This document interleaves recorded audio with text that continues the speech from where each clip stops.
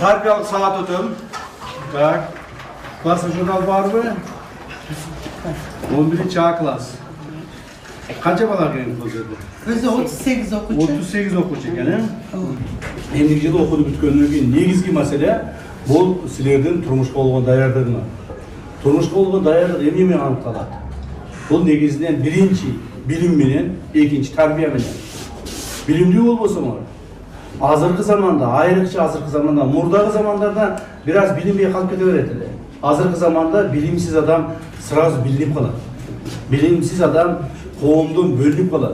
Bilimsiz adam erken dünyonu kıdırıp bilim izlep, je bolmasa ilim izlep çalmay kalır.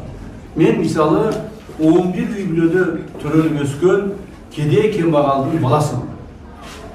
Atamdın dıykan ekendigine men ömür boyu aytıp singir tanıp ketем. Ata-enem şu bizde 11 balаны tarbiyalap östürüp, ошентип bizde ilim bilimge жеткизген. Bilinip bilimge 5-10 yıl vaqt ötüp ketedi. Anan siler çoğun okuyucularını bütüp gelip, mamlekette iştey turgan, başkara turgan bolup kalasın.